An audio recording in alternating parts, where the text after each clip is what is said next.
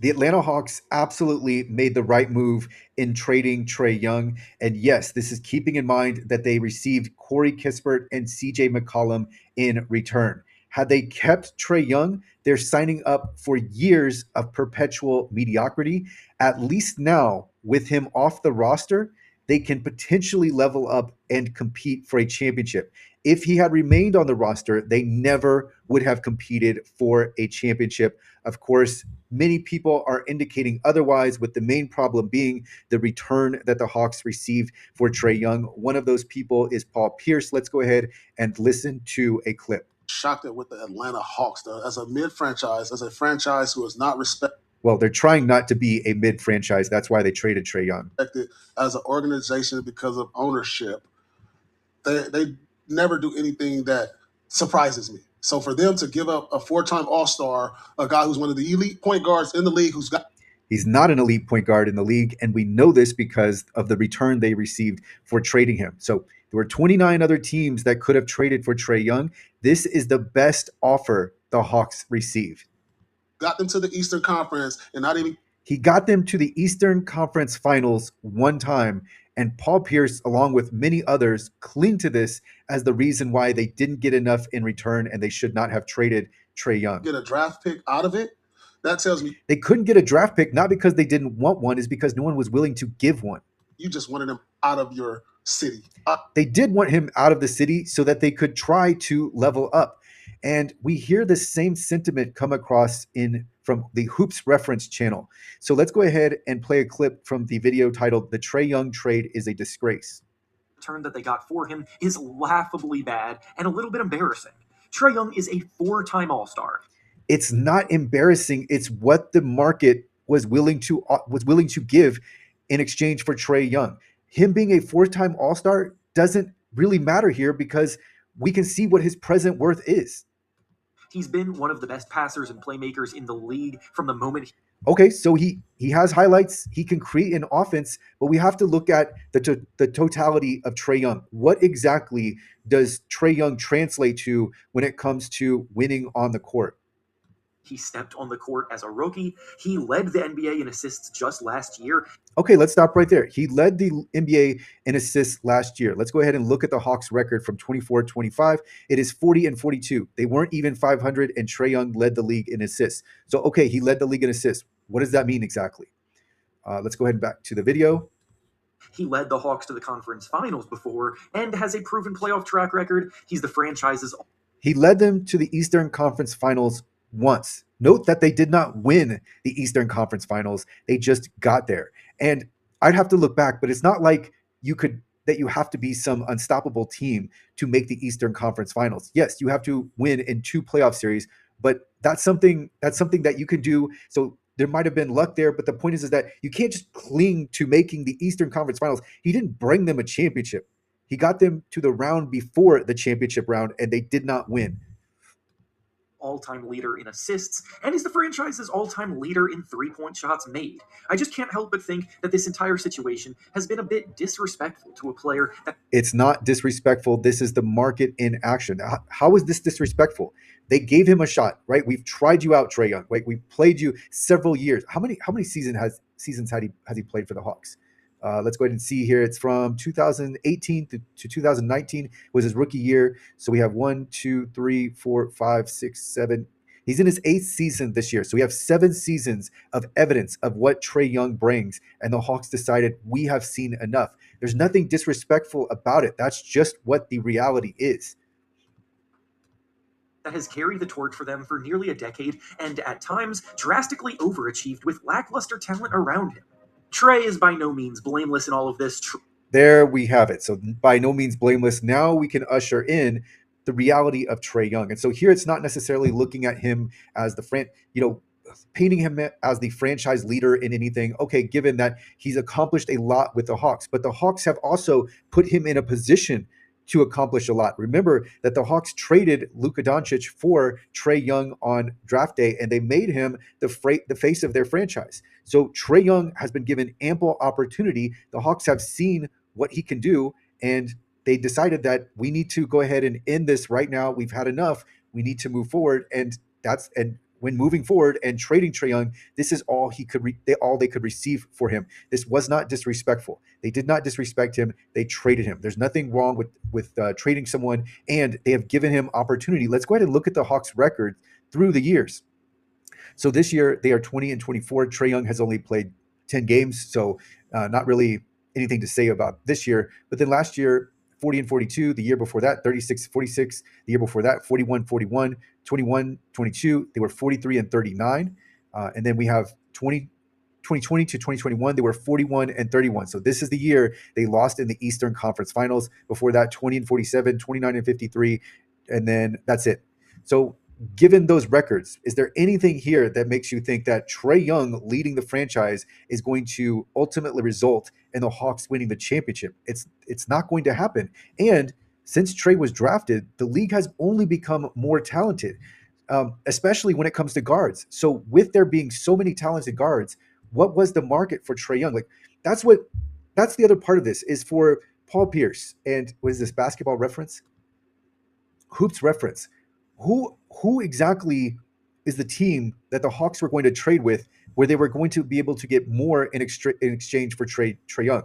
That's the other part here is like if you're going to criticize the Hawks for making this trade, then what is the solution? What is the answer that you have for the Atlanta Hawks? You can't just say, well, you didn't get enough for him. Okay, show us what exactly were you going to be able to get if you're making this decision that, hey, we need to go ahead and move away from we need to move forward without Trae Young so that we give ourselves a chance. What is the situation where Trae Young is traded where the Hawks receive enough, in your opinion, for in exchange for him?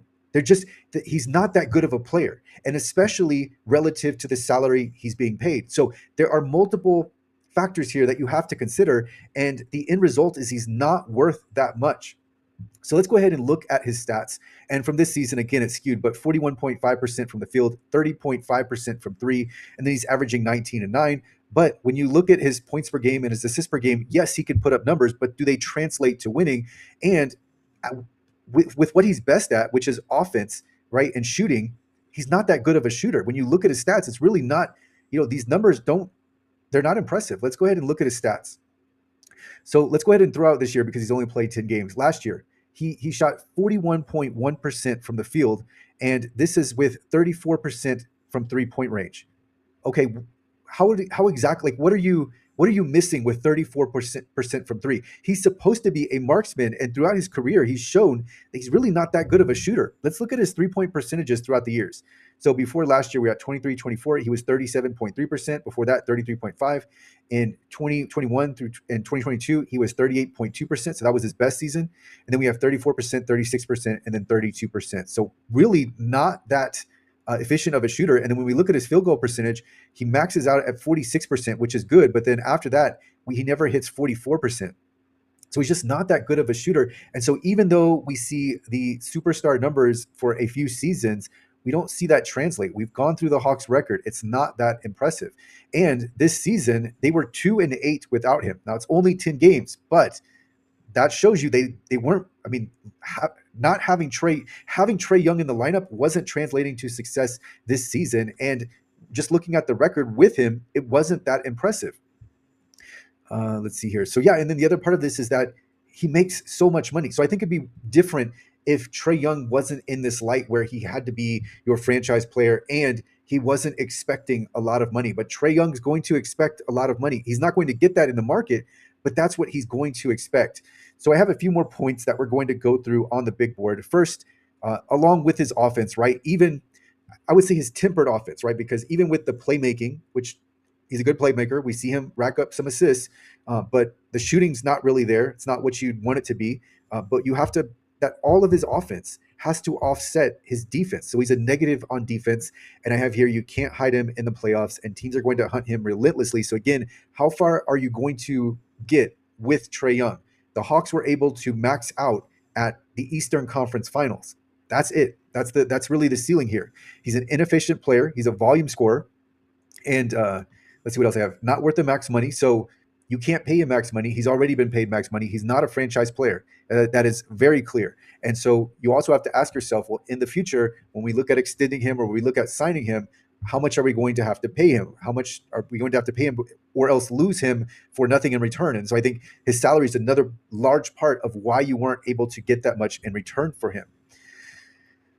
And then so I have here roster flexibility, and the league is loaded. So there's a lot of talent everywhere in the league. The league's the most talented it's ever been. Notice how many stars and superstars there are. You could just name team after team where we see all of these stars. Trae Young is not on that level, and with there being so many star players, it makes it difficult to get a significant return for if we consider Trae Young a star player. Which when you're evaluating how much of a star or a superstar he is, you have to look at does your presence on the court make us better as a team?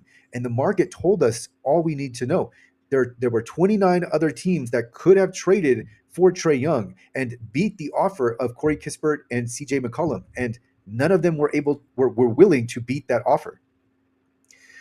So teams are looking for players that can play both offense and defense. So if you're a team and you're trying to win, right, like in the playoffs and get further along, you're going to need a player that is more than just an okay off, more than just okay, more than just okay efficiency wise on offense. You need someone who is going to be able to also contribute on the defensive end. The team was fine without him. So this season, obviously, here I won't hold this too much against Trae Young, because normally he was a 500 player with the Hawks, and so without him, with him on the season, they were 2-8. This could have easily just been skewed because of the schedule, but there is this fact that exists, and it's recent. And then the market return again. I keep pointing to the market because that's what tells us all we need to know. And so I don't have a towel for the last one, but I wanted to talk about Trae Young because we see Paul Pierce, we see Hoops Reference talk about how this was disrespectful, how the Hawks are a mid-franchise, and this is why they will stay a mid-franchise. But I think this is the move that actually gives them the chance to open up and to go ahead and become a real team, and not just someone who is in the conversation of being a pretender, or maybe the Hawks can turn the corner. They just weren't turning the corner, and they do have more promise now with Jalen Johnson. So they wanted to go ahead and unlock that promise and give themselves a chance that they were never going to have with Trae Young. Trae Young is a presence, especially on the Hawks, given his history. He was always going to be that centerpiece, and he's not a center. That's not what he translates to. He doesn't translate to a centerpiece player. Yes, he might have the all-star, the four all-stars behind him. But other than that, other than the statistics, when you look at it, he just wasn't translating to being a winning player. And so when a team is looking to compete for a championship or have a chance to compete for a championship, it's just not going to happen with Trae Young. And so I think actually on the other side of this, I think it was a very nice move by the Washington Wizards, because the Wizards aren't going to be good anytime soon. They can have Trae Young, they can sell some tickets, and so maybe Trae Young is someone that can give them more of an identity as a franchise, just like that they have a star player in Trae Young. He can shoot a lot of threes, make some highlight plays, make the Washington Wizards more relevant, and then also maybe he can enhance their existing players. And I'm thinking specifically of Alex Sarr, who is looking like a really, really good prospect. So maybe he can bring out more in Alex Sarr. It doesn't, from what I'm reading, it doesn't look like it's happening this season. It looks like he's just going to coast to being out for most of the rest of the season. And I don't think that's necessarily because he's injured. I just think it's because it would be inconvenient to have him there. The Wizards, of course, want to be back in the draft lottery, and they want a chance at getting a high draft pick. So winning more games doesn't help them. Trae Young would probably elevate them to some degree, but from the Atlanta Hawks, or not from the Washington Wizards, I think they didn't give up much, obviously, in return. And then their situation is such that they're not going to win anyway. So they can go ahead and take a chance on Trae Young if he ends up not extending for whatever they offer him, or if they just lose him to free agency, then that's not going to be a problem because they didn't give up that much. So I think it makes sense from both sides. But to criticize the Hawks, I think to criticize the Hawks, you have to come back with, what is your answer? And if you don't have a good answer, then there's not really a good critique, other than the Hawks should have just stayed where they are, kept Trae Young, and just tried to do whatever they're going to do this season. But the Hawks are looking to advance, right? They want to be one of these teams that has a chance. And especially if you're the Hawks and you're looking at the season and you're seeing the Bucks are miserable. You're seeing the Pacers without Tyrese Halliburton. They're horrible. They're going to be in the lottery. when you look at the Magic aren't materializing, right? Even with the talent they have, it's not really coming together. The Cavs are the team that I thought would be better this year and maybe they will be eventually better, but the Cavs really aren't. They're more of a good team to a very good team, but they don't look like a contender. So if you're the Hawks, you're looking at this situation like, hey, we could actually be in the mix to make the Eastern Conference Finals again, and maybe have a chance, depending on who we add, to go ahead and put us over the top and make the finals. So when I think of the teams in contention, it's really like the Knicks and the Pistons. So if you're the Hawks and you're looking at this year and you're thinking, hey, this is the year to go ahead and take advantage of the injuries and Giannis not being able to compete with the Bucks, because the Bucks are just, when you look at the Bucks, I got to see the Bucks recently and I watched most of the game. It's like it really is just like four players and Giannis. That's really what the Bucks are at this point. So if you're the Hawks, you're thinking, all right, this is a chance. Like this is we now have a real chance to go ahead and trade Trae Young and then look on the market and see if there's someone else we can add to put us in contention with these other teams while we have injuries. And the Celtics are likely going to be in the mix with Jason Tatum coming back. They're already they're a really solid team even without him. But Jason Tatum was someone that many were, with Jason Tatum's injury, the Celtics were considered to be mostly out of the picture. They're back in the picture. But still, if you're the Hawks, you're thinking, we have an opportunity this season. Trae Young's not going to be with us going forward anyway. What if we could add someone now that we've moved on from Trae Young? So now the Hawks have real flexibility, and they have the ability to make another trade to go ahead and level up. And so that's what they need to do. They need to take this next step and go ahead and advance. And so with whether or not, even if they didn't trade Trae Young this season, they were never going to be able to advance with him. And so they needed him off the roster regardless. And I think this was absolutely the right move. And even like, let's just go ahead and consider that the Hawks holding on to Trae Young. Okay, what was holding on to Trae Young going to get them? I mean, again, we have the evidence, right? We have the history of Trae Young on the Hawks. Now, maybe he'll end up being better with another team, but we've seen what he can do with the Hawks. And he maxed out at nearly 57% winning percentage and losing in the Eastern Conference Finals. That's the ceiling with Trae Young. And it's the Hawks. Otherwise, we're not seeing them as an above 500 team. So what are they? This season below 500, last season below 500, the season before that below 500, the season before that they were at 500, the season before that they were at 52.4%. Then we have the 41-31 season, and before that they were 29-53, Trae Young's rookie season, and 24-47 his sophomore season. So it just wasn't going to happen with Trae Young. And I think those that are criticizing, I would ask, okay, but what was the solution? Like what were the Hawks supposed to get for what were the Hawks supposed to receive in exchange for Trae Young? Who was offering that? Who is this mystery team that they were going to trade him to, where they were going to unlock all of these draft picks? And I think what also the Trae Young situation represents is the market reality that players that are making high salaries, if they're not producing to match that salary, they're not going to command a lot in the market because teams don't want to lock in that salary. But I think Trae Young was already in a special category anyway, because he's not a player that can be a superstar on a team. He's not a superstar. And as Paul Pierce was stated that he was an elite point guard, he's not an elite point guard. Elite point guards get more in return on the trade market, and Trae Young is not an elite point guard. So looking at the Hawks roster, what exactly was the trade where Trae Young was going to return, was going to command so much in return, either now or next season? And if you're the Hawks, look at it from the Hawks' point of view. We're looking to move Trae Young so that we can move forward and level up our franchise. So given that, what was the trade where you are going to get so much more in return for Trae Young?